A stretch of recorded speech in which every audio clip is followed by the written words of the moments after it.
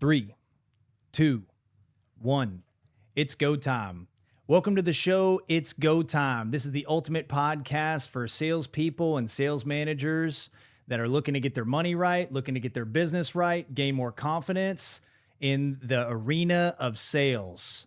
All right. We got a good one here today. We are back from a hiatus, a 2-year hiatus. We had to jump back into the trenches to get our business right. And we got a great guest here today. We're going to introduce him here in just a second. But as always, joining us, the Croatian Tiger, our technology genius, making all this happen for us. And we tip our hat off to him. Thanks, Robert, for being the guy you are. Robert Bazzacki. All right. So from here on out, we got a co-host. He's a really good friend of mine. He's been a friend of mine for a long time. He's been on our sales team for about 18 months. What he's done since I've met him has been extremely impressive. Just in 18 months, he's one of the top agents in our entire company. He leads a sales team. He's been doing that almost since day one.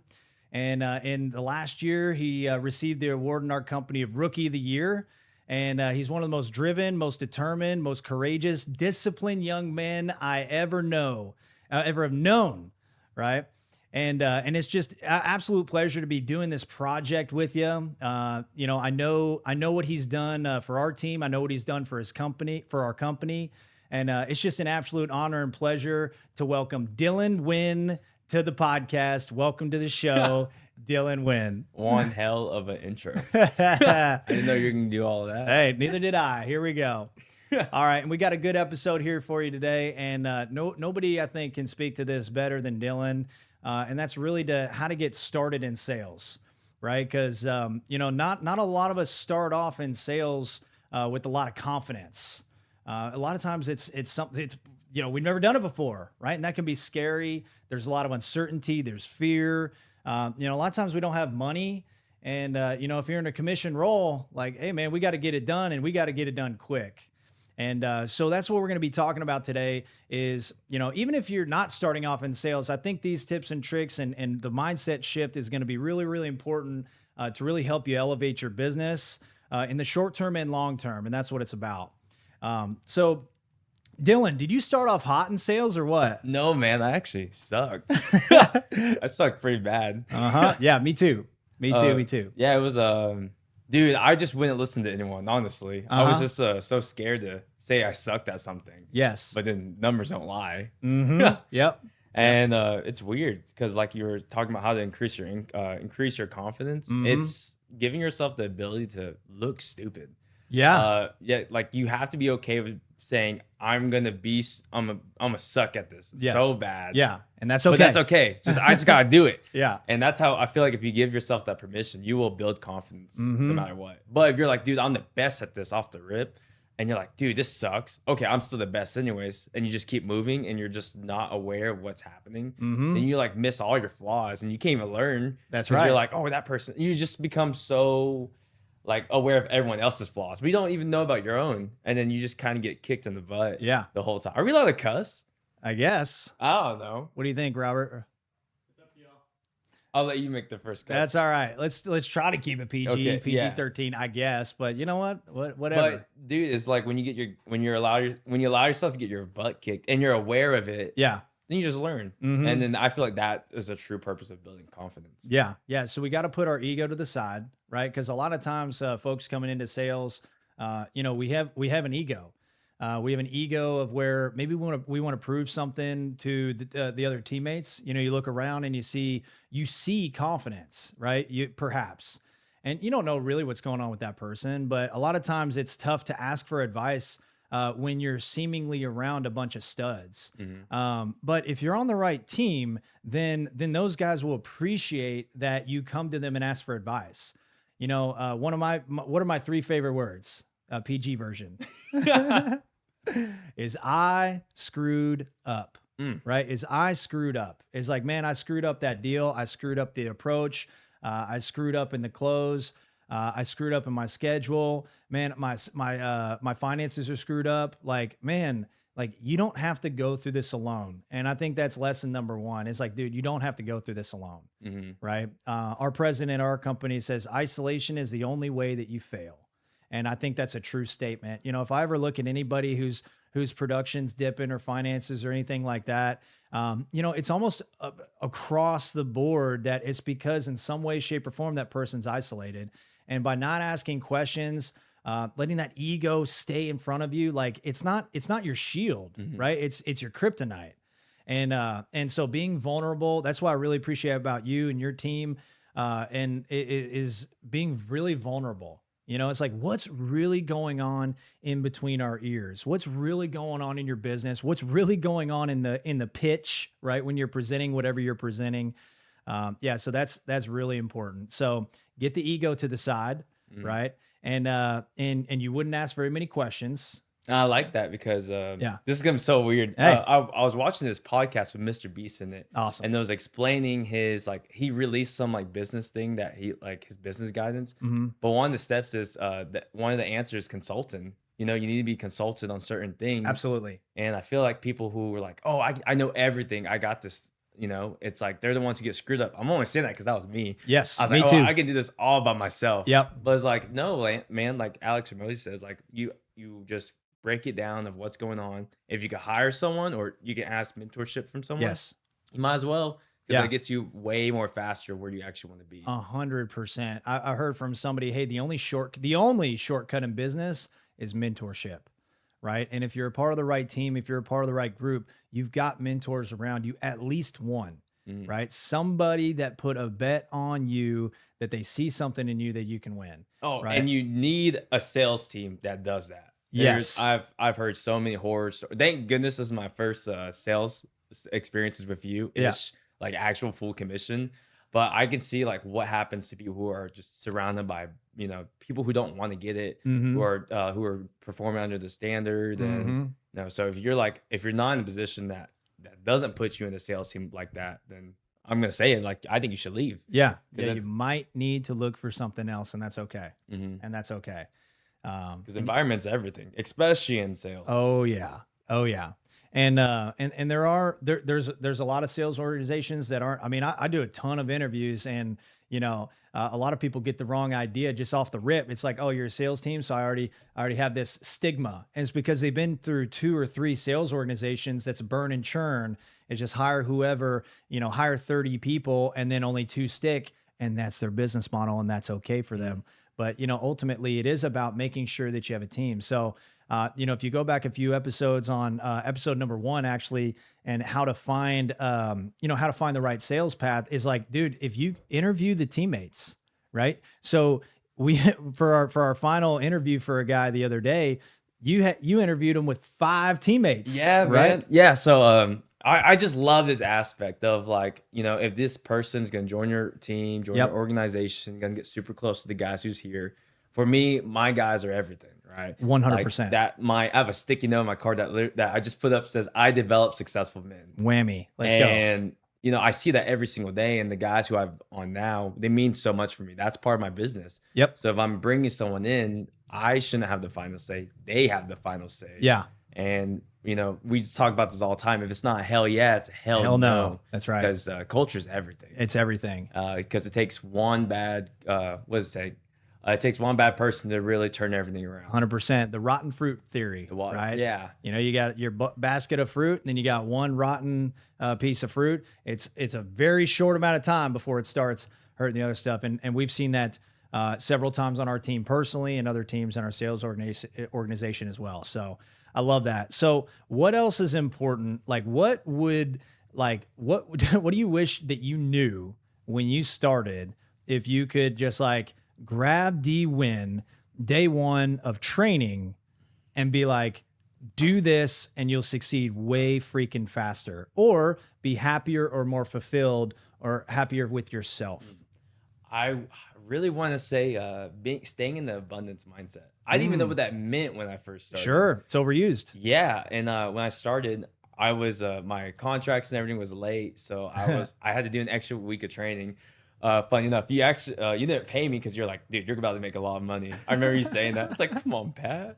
And cut that out. I'm just kidding. No. But it was funny because all I care about was like getting my money up, getting my money up, getting my money, because I didn't have money. And I got to a point in my career where I was just chasing money, and I wasn't actually chasing helping people, Yeah. actually trying to understand their problems, Right. make a relationship. Mm-hmm. And it really screwed me up on the back end. Yeah. So it's like, no matter if you have like 20 cents in your account, if you have like 200,000, like if you stay in that abundant mindset, that energy reflects to the people you're sitting across in your environment, your teammates, your clients you sit down with. Yep. And when people live in more abundance, they make decisions. Absolutely. They spend money. Yeah. And they end up helping themselves. And as long as you're there, they guide them with that abundance mindset. It's like, look, man, I'm just here to help you. Right. Instead of like, oh, we need to do this. We need to do this. Yeah. 'Cause you care about this. You already told me this. Exactly. And if you leave, then nothing happens. And it's like, they're like, what?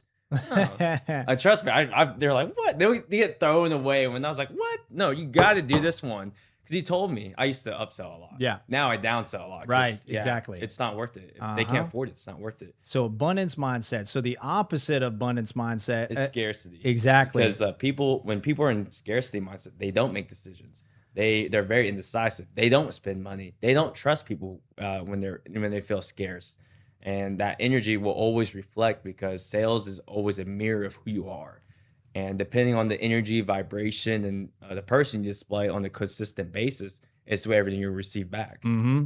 And then also, what about the salesperson? Abundance mindset versus scarcity, right? So we can think whatever industry you're in, there's an abundance of customers, right? There's an abundance of qualified customers, right? And then so what's the opposite is there's not an abundance of customers. And so what kind of energy do we show up with whenever we're presenting to our customers? Is that we show up with neediness energy, right? A lot of people call it commission breath, right? And how's selling when you need to make a sale, when you need to make money, right? When you show up with that energy. I don't care what your customer's IQ is. I don't care what the situation is. Human beings can sense when somebody needs something from, when they can sense that you need something from them, right? And you just roll around with some no big deal energy, abundance. It's like, hey, it doesn't really matter if you get this or not type of vibe, right? Now that's easier said than done when you first start out. So how can you think of that?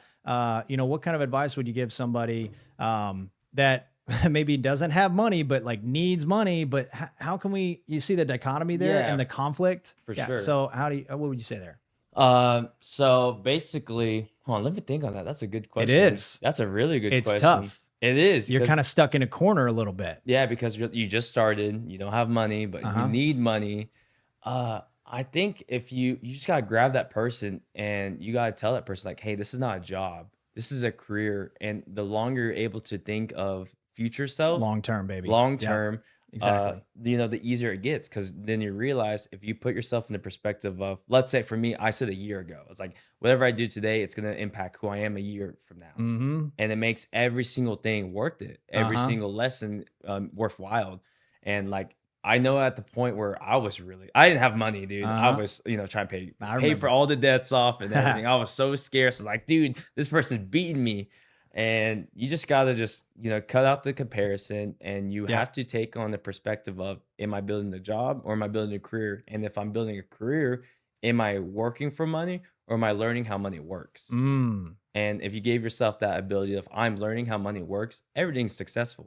Everything you do is an achievement. Yeah. Because you're like, dude, I just got, this deal did not go down because how I acted. Yep. And you take that responsibility, how I acted, then that lesson is worth all that money you would have made. You basically just paid for the lesson. Exactly. And then you can move on. Yeah. You win or you learn. Exactly. Yeah. 100%. I absolutely love that. And one thing that is important to think about, because that's a tough position to be in, is like, how in the hell can I not think about money when I have rent due in 2 weeks? Right. And that's a tough spot to be in. But if you can get your mind thinking long range, then you're in much more of a advantageous spot, because ultimately, like, we need to be thinking long range anyways, right? Chase Hughes says, hey, fall in love with your older self. Like, what lessons are you learning right now? Like, who you're becoming right now that your older self is going to thank you for. It's like, thank God that I made that decision to get great at sales in my 20s or my 30s or however old you are. You know, and it's like, so if we can think long range, which is way easier said than done, I'm not saying, hey, it's gonna snap like that. It could, but then you're like, okay, I'm thinking long range. Then you get rejected, right? 4 times in a row. And it's like, then that rent bill and that cell phone bill and the electric bill is just really loud in your head. And so to quiet the noise is like, try to think long range. Yeah. I love that. The other thing I would say to that is training, like who you're becoming, right? And thinking long range, it's like, look, man, you're not going to be elite at sales right off the rip. You know, some people are, you know, it's like 2, 3, 4, 5, 6, 7%, something like that. Like it's a number, but it's very small. And so the vast majority of us have to learn this from the ground up, and that's okay. That's a great thing. You know, so if we can think long range, dive into your mentorship, dive into your training, and just know it's like, look, man, I need to be built from the ground up, and that's okay. It's going to take a lot of work, but guess what? Then you get into sales, like to make a lot of money and help a lot of people and become a different person. Because ultimately, if you're in sales and you've never done sales before, you will become a different person. And I think a better word is actually upgraded. You will be an upgraded person. Yeah, you level up. And I feel like when you get into that position, you have to really be obsessed with it. Yeah. I feel like It's not a bad thing. It's not, you know, use that as a tool. Like Grant Cardone says, obsession is the key to, dang it, I forgot the full quote. But basically, it's just achieve anything. Yeah. You know, have that burning desire to be the main engine to fuel anything you want. And if you're completely obsessed, you will do anything it takes to win. Right. So like you said, with the new agent or new salesperson who has rent coming up, be obsessed with that day. Be obsessed with the next day, and don't overthink out of it, because it is that simple. Yeah. You just gotta work. And when you become obsessed with the future self, let's say we, you know, got rent paid 2 weeks later, like, okay, I can breathe now. Be obsessed with that future self, because who you are now and who you are then, the only thing in between is the bridge you have to follow through. So just become obsessed of closing that gap. Yeah. And then getting there a lot quicker. Yeah. As quickly as possible. Exactly. And I feel like a lot of people use that as a negative term, but if you really use that ability to increase your hunger, increase your productivity, and I will say this, like, I don't work hard. People say I do. He works hard. I don't work that hard, because I always I'm always obsessed of how can I make my life easier while doing things better.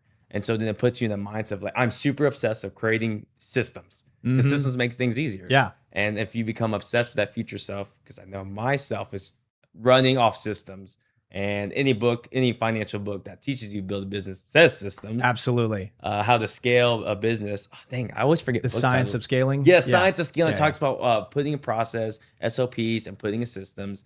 And when you apply that to yourself, a new agent would be following the script as close as possible, following the people who've done this before. Yep. And really being vulnerable of who you are and what's going on. Yep. And you follow those simple SOPs, and you just end up prospering. Yep. Yeah, I love it. Absolutely. The other thing that's really important when we first start off in sales is one thing I hear as I'm interviewing people, like it's on the first interview, and I'm like, just checking interest. Like, does this even sound like something you want to do?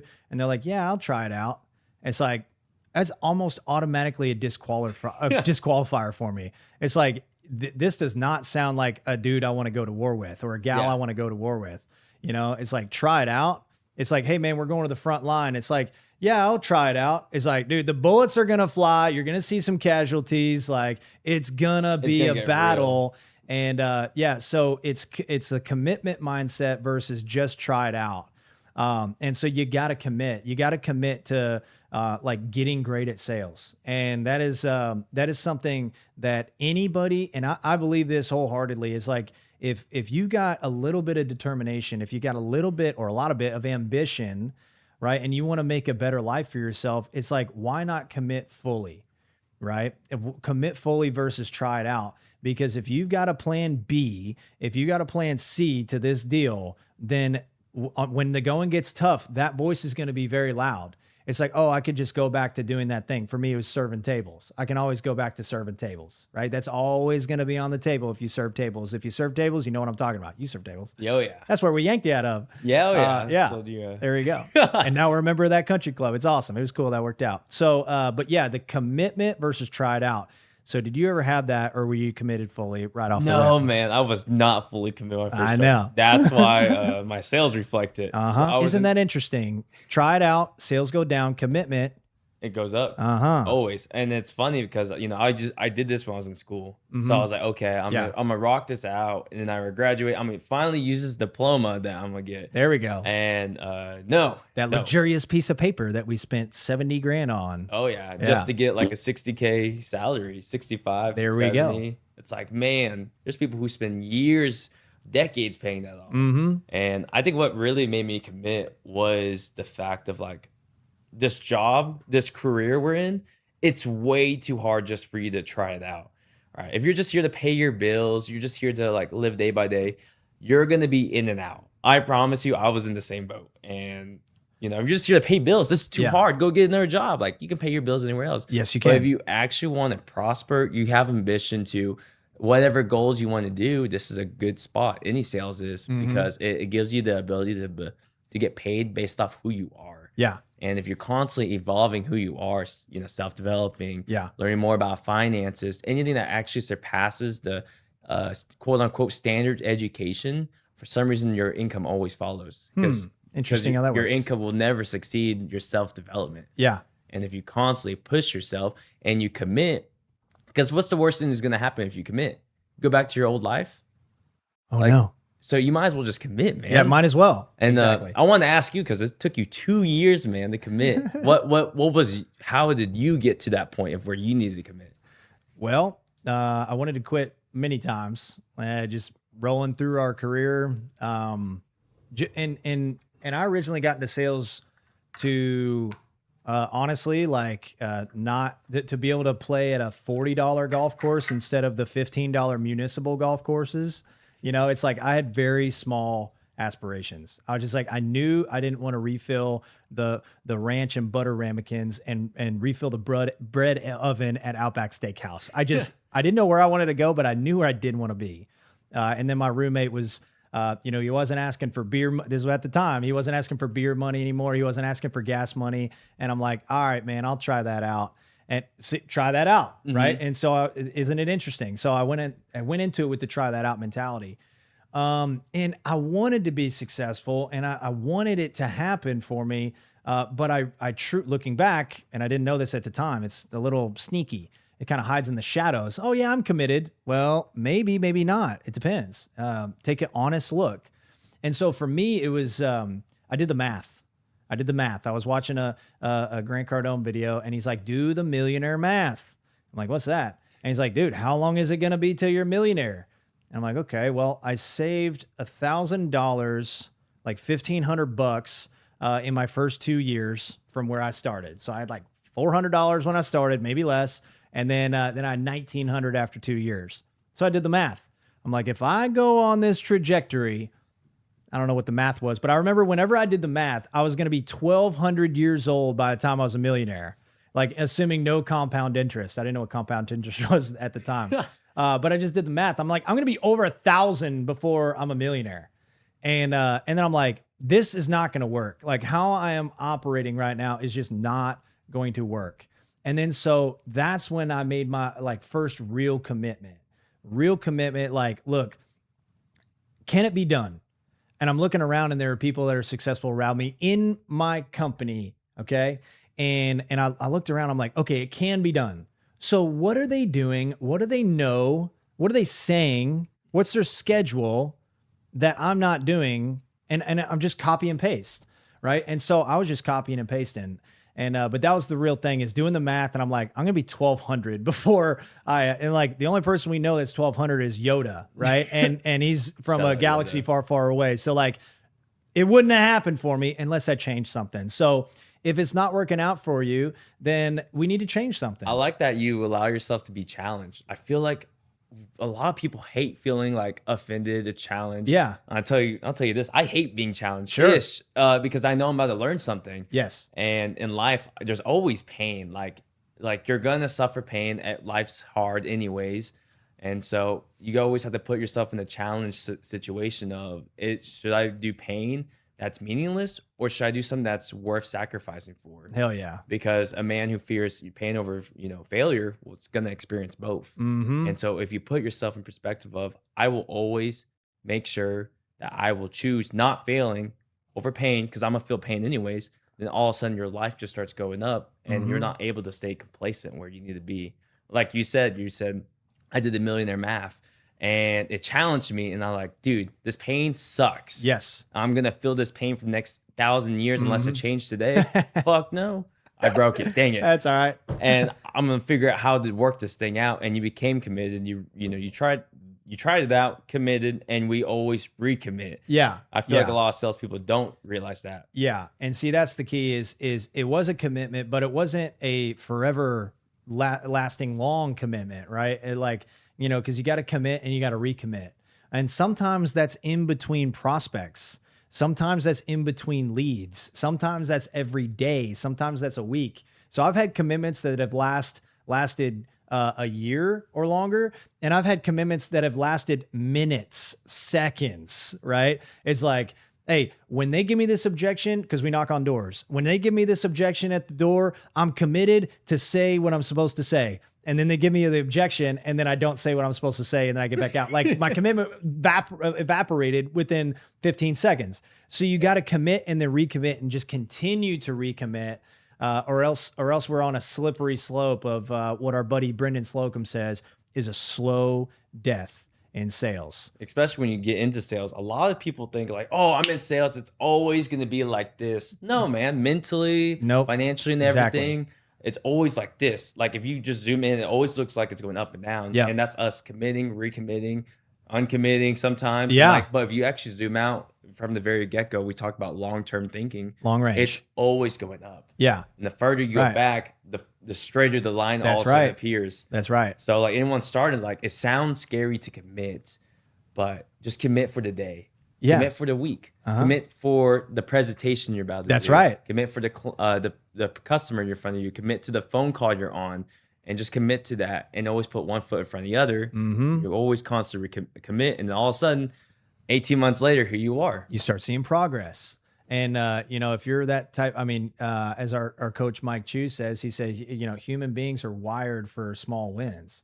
If you commit, even if you don't write that deal, but you commit and you get past an objection in the intro that you don't normally get past, like that's a win, right? Because it's not about like, hey, you make that sale and then all of a sudden you're good to go. Can you retire after your week last week? No, but it was a good week, right? But like, no, I got my ass kicked last week. Okay, there you go. Great. Awesome. Yeah. And he laughs about it. Isn't that awesome? That's how you do it.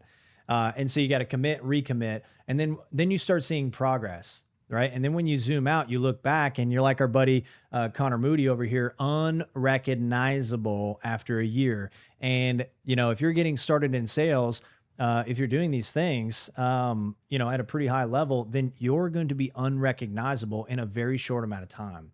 But it is just like Dylan said, keep putting one foot in front of the other, keep asking direction from your mentors, follow their direction exactly, not partially. So if you're taking notes, follow direction exactly. Bob Proctor says, follow direction exactly until you find out that they're lying to you or they don't know what they're talking about. And that's a very peaceful thought for me. It's like, oh, great. Now I just have to follow direction exactly. Awesome. So that's a key ingredient. Another thing for new guys or new gals is you got put your nose to the grindstone and get the reps in. Get the reps in. If you're just starting in sales, it's going to be awkward. You're going to say dumb things. You're going to stumble. You're going to be tongue-tied. You're going to experience rejection, and that's okay. Because what's happening every time that happens is you learn how not to do that. Right? You get a little bit more comfortable and a little bit more comfortable and a little bit more comfortable, a little bit more confident, a little bit more confident. And then before you know it, you're like, man, I'm starting to see some real progress. Especially when you start, you have to outwork everyone. Yes, outwork everyone around you. You were kind of getting out of the field, and I was like, wait, Pat's only doing 3 days. I should only do 3 days. I was like, what's happening? I feel like a lot of people, they look at like their mentors. They're like, I'm going to follow that guy's schedule as close as possible. No, you shouldn't be following his schedule. You should be following his standard. Ooh, yeah. You should be understanding what that guy's been through, and you have to follow that path. Not Right. what the path he's on, but what he's done.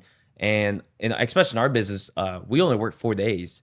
And when I started, I only worked 3, and I got I got my butt handed to me for that exact reason. Yep. So if I could start over, I'll be outworking everyone. Yes. So I can get to the part where I'm at that standard to have that schedule to elevate on a continuous basis. Exactly. Because especially you start, you're just building the foundation. Mm-hmm. There's no walls yet.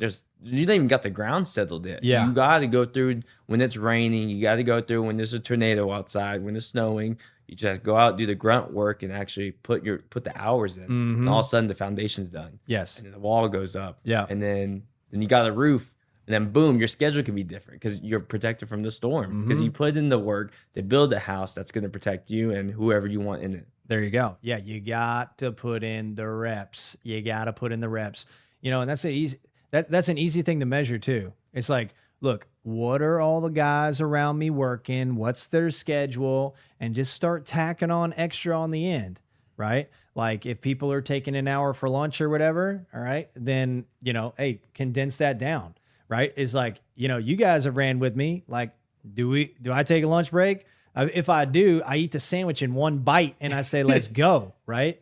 And because, you got to have a sense of urgency. He never took me out to lunch when we worked together. There you go. Yeah.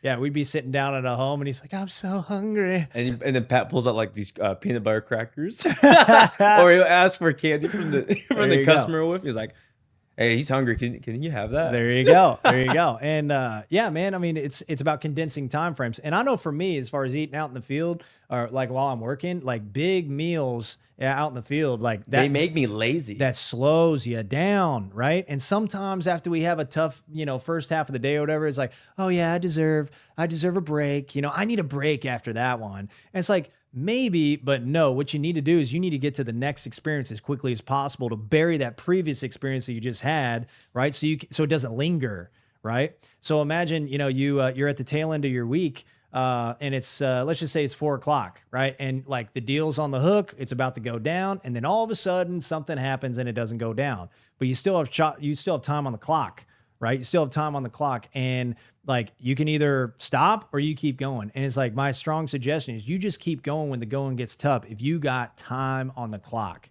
right? Because that buries that previous experience. And you're also telling yourself, you can give yourself knucks and saying, hey, I'm putting in the extra work.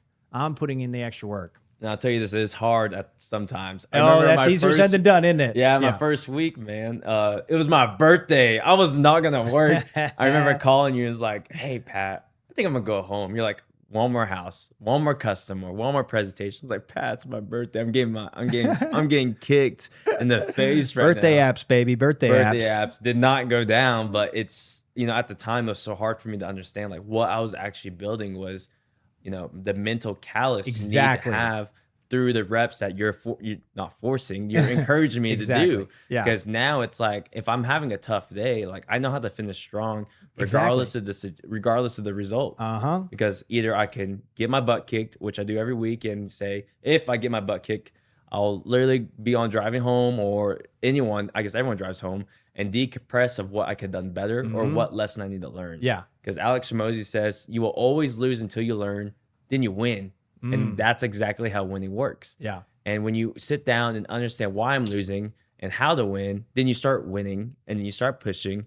But you really got to put yourself in the mindset of like, dude, this sucks. Good.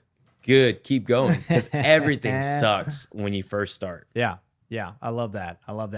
And, we don't run, this ain't Nazi Germany over here on our sales team, but it is. Oh, sorry. I'm just very But aggressive. it is my job to build courage in guys. Right now, if you had a date with your girlfriend, what do you think I would have said?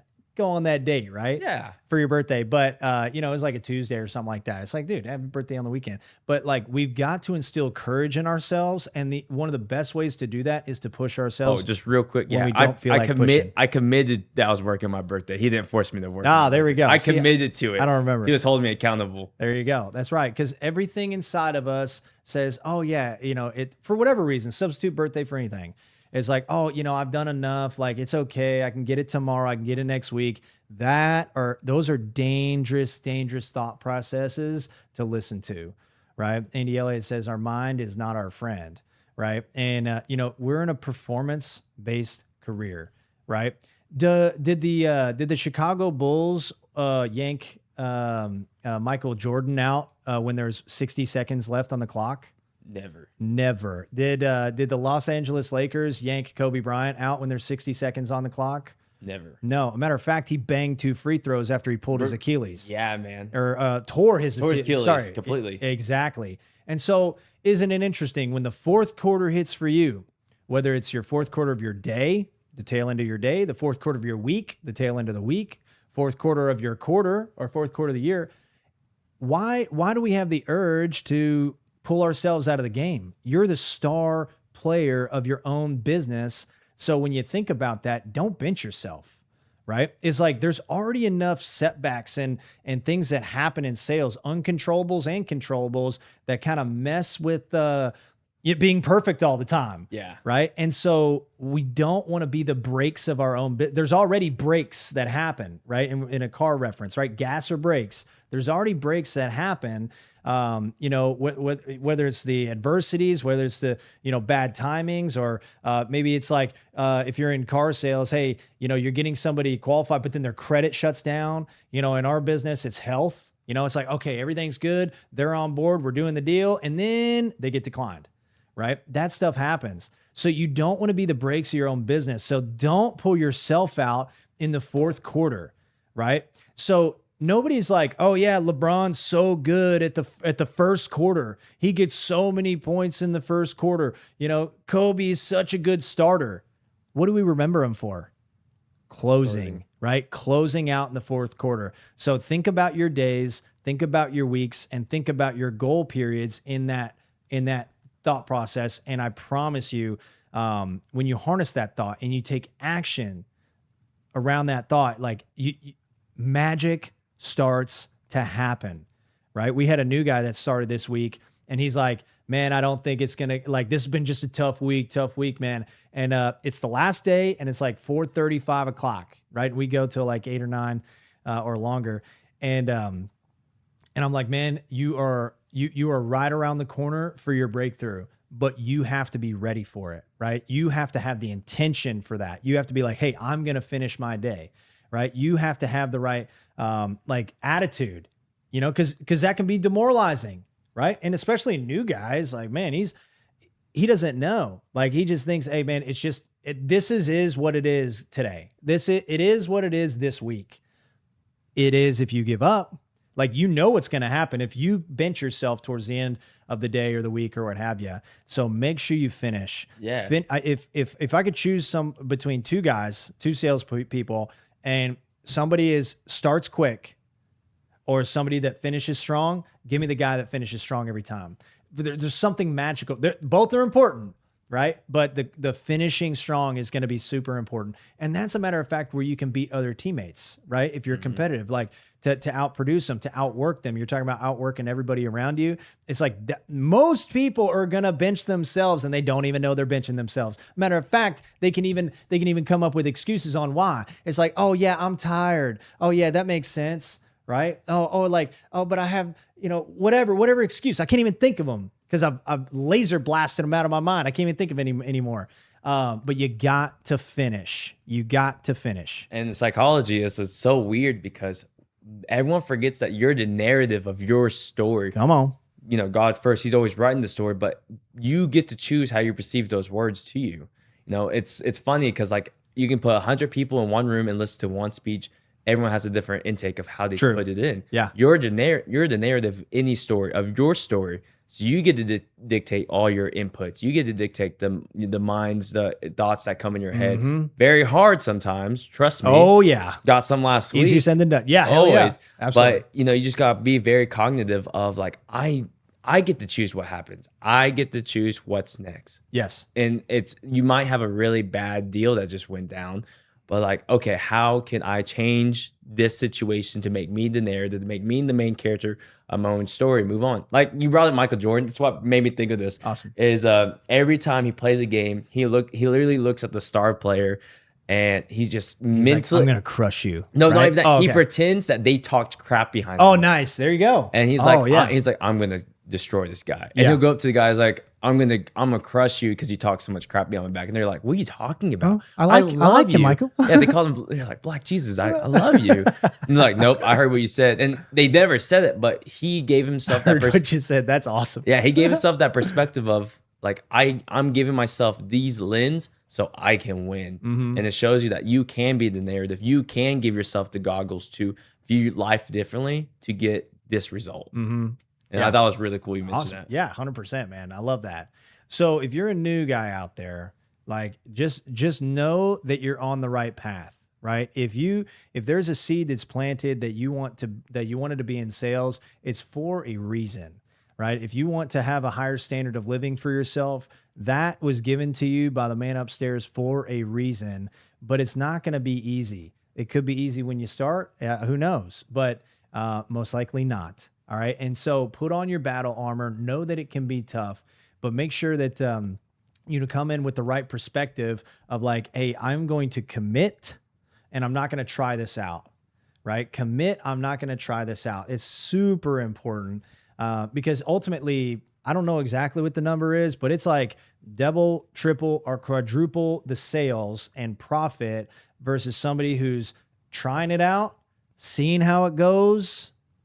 I'm going to dip my toes in the water versus somebody that said, I'm going to figure this out no matter what, right? I don't care how long it's going to take. I don't care, like how many hours I have to put in, right? I don't know. I don't care. I'm going to make this work out, right? And, that's a beautiful perspective and thought process to live by. And the last thing I would say to a new guy, right, before we take this thing for a landing is sales requires self-development. And if you made it this far on this show, 40 some odd minutes into this episode, like you are on the right track. You are on the right track because you understand that self-development is one of the most important things you can have. My fiance, beautiful, beautiful mind, beautiful, beautiful heart. And she said, it was just in conversation. She said, sales requires self-development. Sales requires personal development. And you alluded to that earlier, said it directly, actually. And Jim Rohn says it in his book. I think it's I'll come back to it. And they all blend together. I always forget. Yeah, exactly. They always just like the Grateful Dead. It's all one song. And is sales requires self-development. In his book, he says income rarely exceeds personal development. And oh boy, is that true. And anytime that I've been in a season of low confidence, when I feel like my income's dipping, when I feel like it's not going to work out for me, when I'm losing the motivation, when I'm losing the inspiration, it's almost always because I haven't allowed other people to pour into me, either through podcasts or through books or through questions with your mentorship.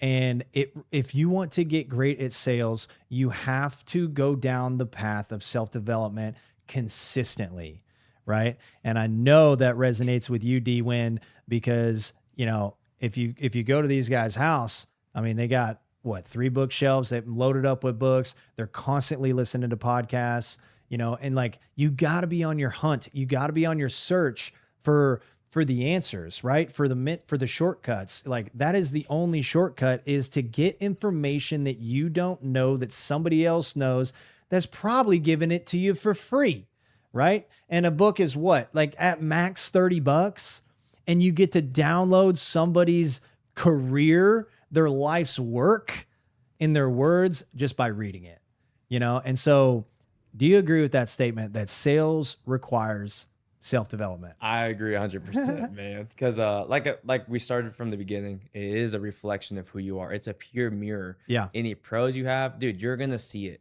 Any flaws you have, you will always see that as well. So when you always self-develop and be aware of what I could do better and what I'm great at, and you, like you said, you read books, whiteboards everywhere, you're constantly applying yourself, because it's funny, people love education, but they're allergic to implementation.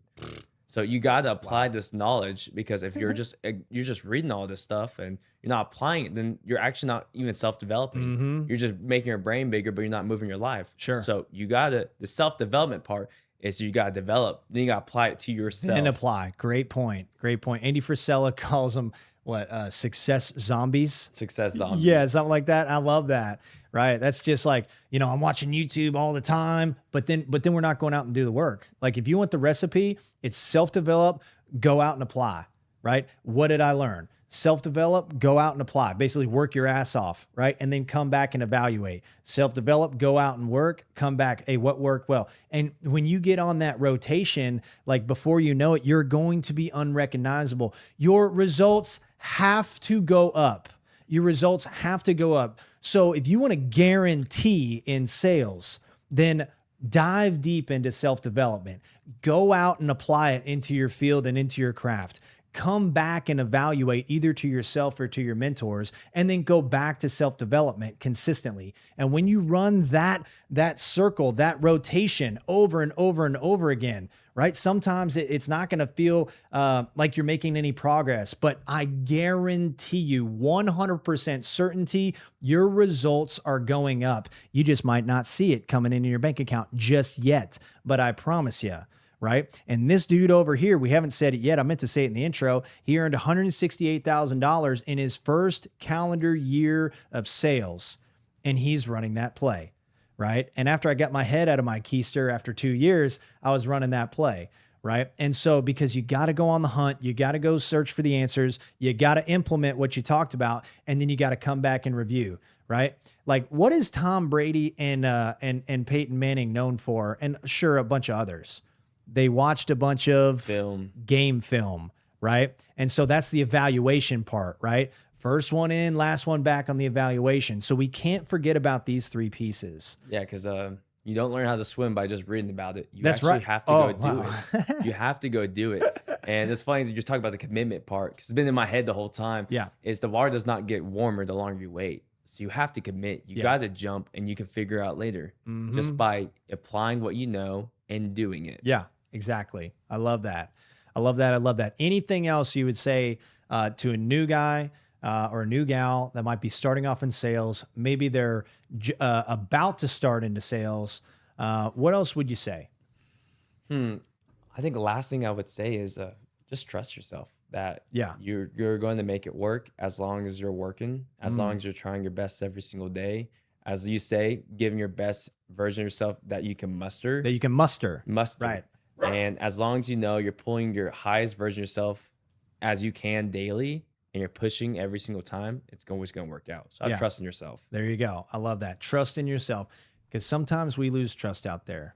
Especially if the data, your experience tells you otherwise. Right? You go all day and you got no sales. Maybe you're going all week and you ain't got no sales. For your solar people, I know the lifespan or roof knockers, like the lifespan on the or sales cycle is pretty long, right? It's like that can be demoralizing, right? But trust yourself, trust in the process, and continue to pour all your energy and effort into your craft, into your deal, into your goals, into your vision, into what you want, right? And it will work. You are progressing even if you don't feel like it. Right. So we're going to wrap it up here. We appreciate you sticking around. Our commitment is to be here with you guys for the long haul. Right. Always. Like this is something that's near and dear to us. Cause at the end of the day, we both sucked when we came into sales. We didn't have confidence. We didn't know if it was going to work out for us. We didn't know if it was going to work out. And so we're here to help you in any way we can. All right. And I want to say a public service announcement before we end. Is like, I think we might be losing a little bit of kindness in this world, and kindness does not cost anything, right? So be kind to other human beings wherever you go, especially your clients, but just any human being. Be more kind in traffic. A lot of jerks out there. It doesn't matter. If we have more kind people on this planet, I think it's just going to be a much better planet. So don't forget to be kind. It does not cost a thing. All right. And Dylan, what time is it? It's go time, man. It's go time. Always.